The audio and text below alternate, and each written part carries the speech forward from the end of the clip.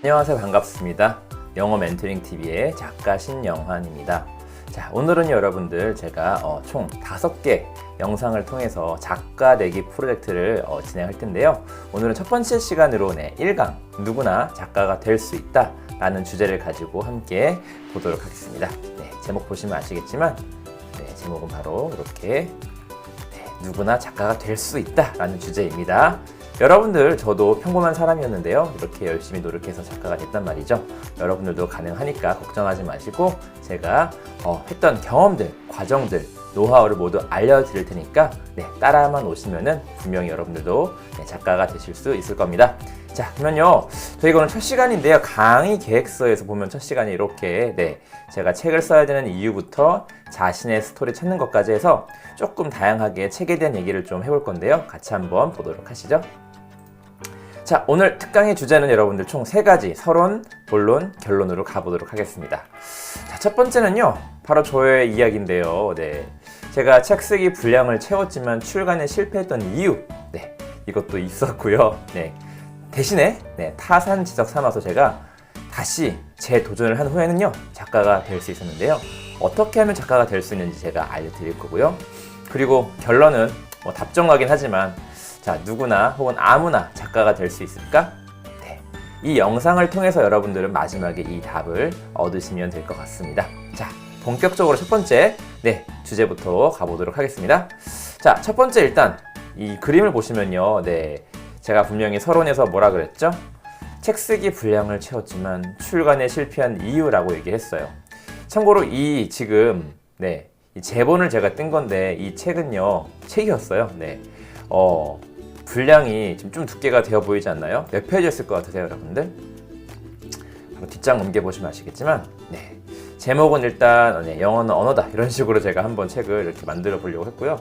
이건 마지막 5강 때 제가 이제 설명할 텐데 이건 자가 출판으로 한번 제가 해보려고 했어요. 이 부분 마지막에 설명할 테니까 보시면 되고요. 중요한 거는 그게 아니라 제가 이 책을 진짜 엄청 열심히 썼거든요. 보시면 알겠지만 여기 지금 이렇게 목차가 엄청 많이 돼 있고 대충 보이시죠? 여기 지금 279. 근데 이거 실제로는요, 다음 장 보시면 알겠지만 280페이지까지 제가 썼던 그런 책이었어요. 잘 보세요. 분량은 채웠어요. 그런데 출간이 되지 못했어요. 그 이유는 무엇이었을까요? 바로 오늘의 진짜 핵심이 되겠는데 어떻게 하는 게 과연 책 쓰기인가를 여러분께 제가 좀 안내해 드릴 거예요. 저는 첫 번째는 거의 바로 이런 이유들 때문에 좀 궁금한 물음표가 있죠. 어떤 이유로 그랬는지 한번 살펴볼게요. 자, 첫 번째, 저는요 이런 실수를 했습니다. 너무 제가 했던 경험들, 제 얘기만 막 주구장창 나열을 했어요. 두 번째는요, 이때 사실 책 분량을 엄청 많이 쓰긴 했는데 제가 이때를 독서를 막 엄청 할 때가 아니었어요. 독서를 거의 안 할 때였어요. 참 웃기죠. 책도 안 읽으면서 책을 쓴다는 게. 자, 마지막으로 3번이 어떻게 보면 가장 중요할 수도 있는데 책 쓰는 방법을 모르는데 그냥 제가 막 자신감을 가지고 막 이렇게 썼던 거예요. 너무 무모했죠. 무모한 자신감. 자, 하지만 제가 나중에는요 책 쓰기 관련 책 10권 넘게도 읽었고요. 그리고 한 2년 동안 무려 120권의 책을 읽고 나서 한 80권 읽으니까 이제 쓸 수 있겠는데 이 생각이 들더라고요. 그래서 이제 시작했고 제가 드디어 책을 쓰게 됐습니다. 자, 본론으로 가보겠습니다, 여러분들. 자, 두 번째는요, 제가 책 쓰기에 재도전한 후에 작가가 될 수 있었던 이유를 알려드릴 거예요.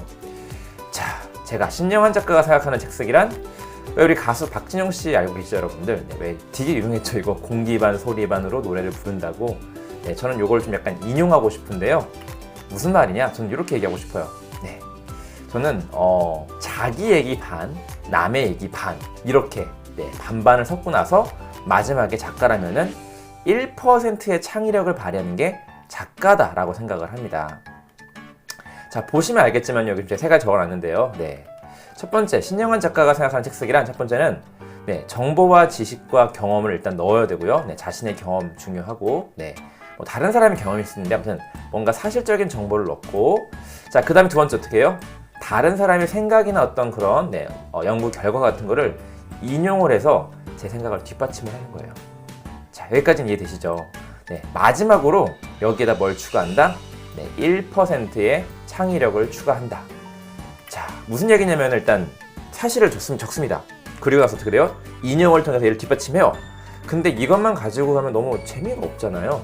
그래서 우리가 평소에 생활하면서 관찰하던 어떤 통찰력을 가지고 비유도 해보고 이렇게 뭔가 연결도 지어보고, 자, 이게 바로 이제 창의력을 얘기하는 건데요. 자, 우리가 창의력 하면 약간 오해하는 게 많이들 어떻게 많이 오해하죠?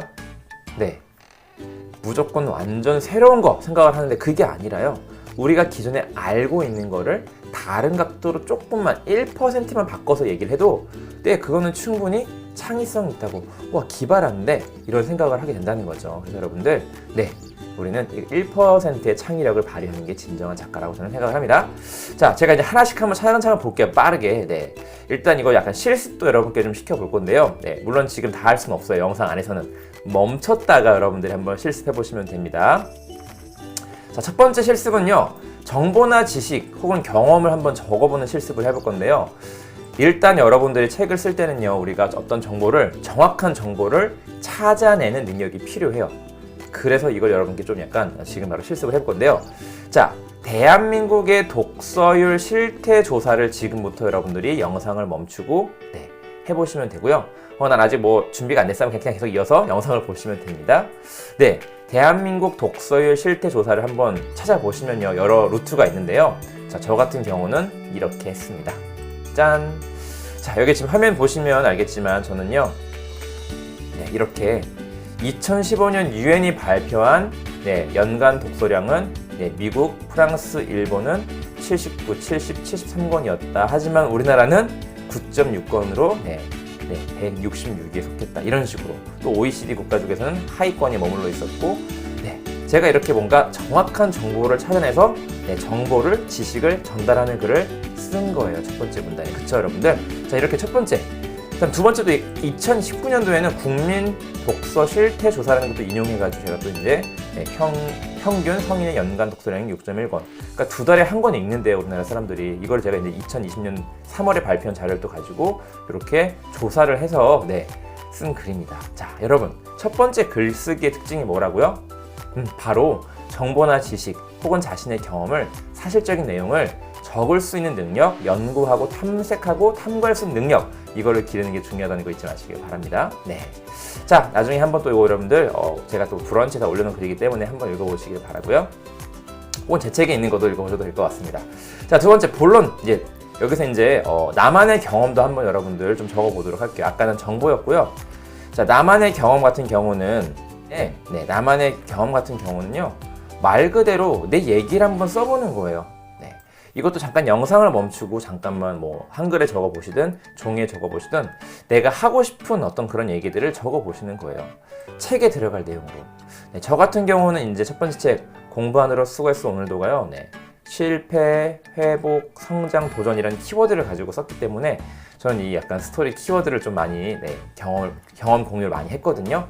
이렇게 아까 같은 어떤 정보, 지식이 어떤 사실, 그다음에 자신의 경험, 이런 것들을 첫 번째로 써내려가는 게 특징이라는 거 잊지 마시길 바랍니다. 자, 여러분, 시간이 또 이제 지나갔으니까 해볼 분들은 해보시고 영상 계속 볼래 하시는 분들은 바로 이어서 보시면 되겠습니다.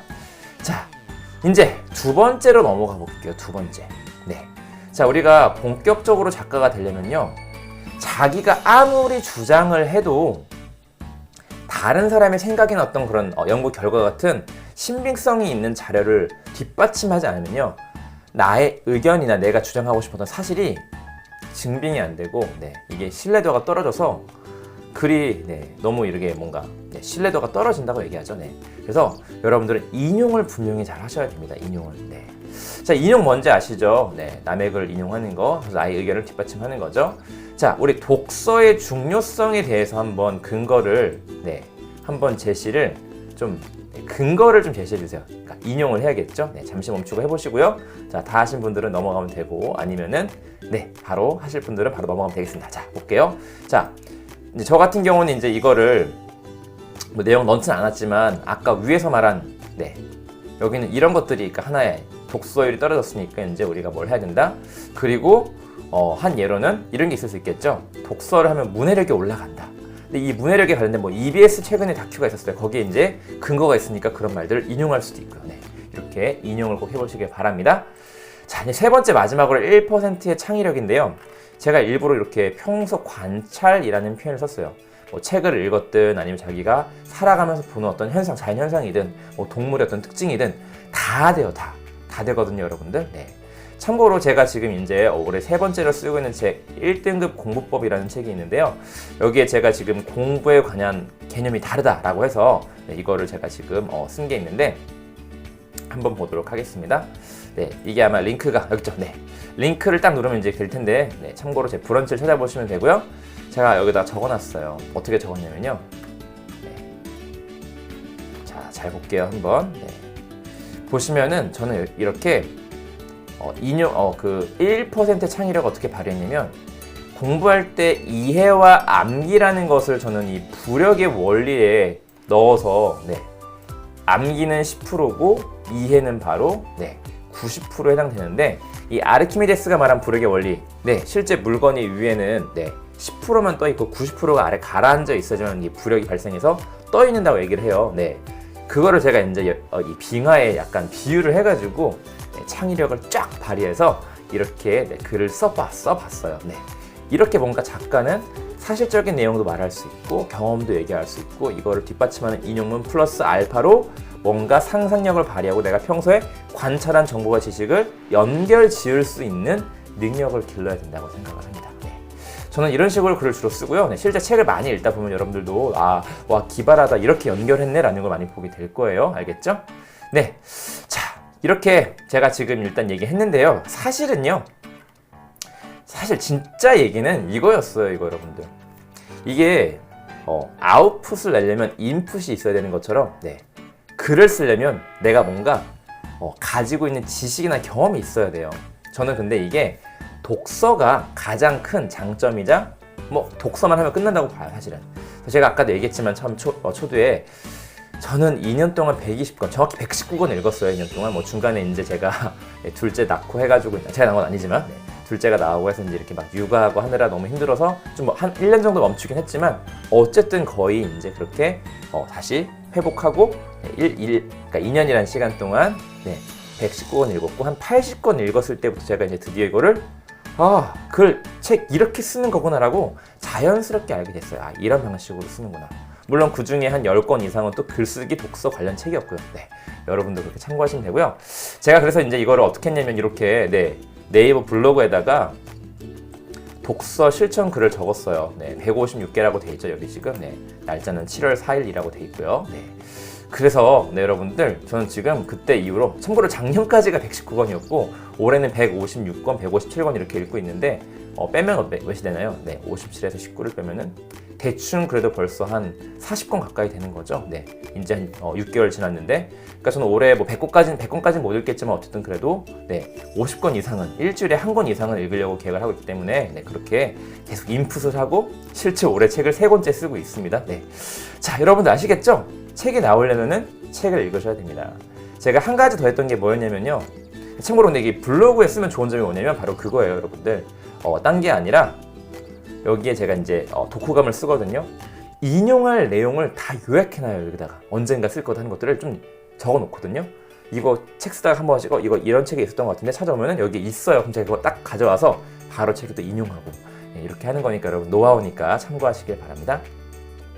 그리고 저는 약간 독서 100권 프로젝트를 한번 해보셨으면 좋겠어요. 여러분들이 작가를 꿈꾼다면은 100권 정도는 읽어봐야 되지 않을까, 아무리 적어도. 뭐 일부 작가 중에는 1000권, 10,000권 읽고 책 쓰시는 분들도 있어요. 제가 뭐 이름까지 언급 안 하지만 근데 아무튼 100권 정도는 읽어봐야 되지 않나, 작가라면은 생각을 하고요. 저는 이렇게 그래서 목록을 아예 만들었어요. 이렇게 평가도 해보고, 개인 취향 평가니까 너무 이거 의미 두지 마시고요. 이제 어떤 책 제목이나 분야 같은 거 나눠가지고 쭉 이렇게 해보고 있답니다. 참고하시고요. 자, 결론으로 이제 가보겠습니다. 오늘 영상의 결론인데요. 자, 누구나 혹은 아무나 작가가 될 수 있을까요? Yes or no? 뭐 노래 중에 Yes or Yes라는 노래도 있잖아요. 트와이스 거. 바로 여러분들, 저는 여러분들 누구나 저는 작가가 될 수 있다고 생각을 합니다. 왜요? 제가 됐으니까요. 제가 무슨 얘기 하나만 하면서 마무리 지어볼게요. 오늘 영상은요. 혹시 이 사람 누군지 아시나요? 얼굴만 보고 맞추시는 분들이 있을까? 자, 바로 이 사람은요, 발명한 발명왕 에디슨입니다. 네, 축음기 전기 발명했죠. 자, 에디슨이 여러분들 어릴 때부터 똑똑했을 것 같으신가요? 아니요. 에디슨은 학교에 들어갔을 때, 초등학교 들어갔을 때 도저히 학교에서는 너무 학력이 떨어져서 못 가르친다 하고 쫓겨났어요. 하지만 이제 엄마가, 다행히도 어머니가 이렇게 이 아이를 그게 아니라 너가 너무 훌륭해서 학교에선 가르칠 수 없다, 이렇게 선의의 거짓말을 해서 이제 이 아이를 도서관에 가서 책을 읽게 했는데 거의 도서관 절반 이상의 책을 읽었죠, 에디슨은. 그리고 천재가 되었죠. 이렇게 발명왕이 되었죠.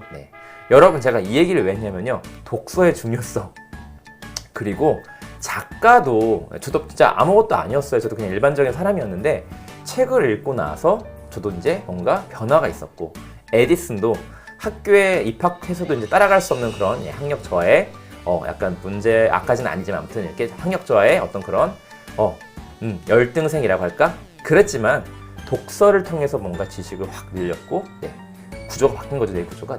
심지어 그리고 이제 이렇게 발명까지 쭉 하게 되는 그런 상황이 이어졌다는 거 말씀드리고 싶었습니다. 자, 여러분들 어때요? 이런 열등했던 에디슨도 천재가 되었고, 저같이 평범했던 사람도 작가가 되었으니 여러분도 작가가 될 수 있을 거라 생각을 합니다. 자, 오늘은요, 우리 이렇게 세 가지, 아이고 이게 오타가 좀 있지만, 자, 세 가지 설원, 본론, 결론으로 우리가 한번 얘기를 나눠봤는데요. 여러분들 기억해 주시고요. 오늘 했던 얘기를 기억해 주시고, 작가를 꿈꾸시고 그러려면 꼭 독서를 하시기를 바라겠습니다. 오늘은요, 이렇게 마치도록 하겠습니다. 고생 많으셨고요. 다음 영상에서는 어떻게 하면은 내가 글을 잘 쓸 수 있을까라는 거 제가 좀 꿀팁을 좀 많이 드릴 거예요. 기대해 주시고 다음 영상에서 만나요.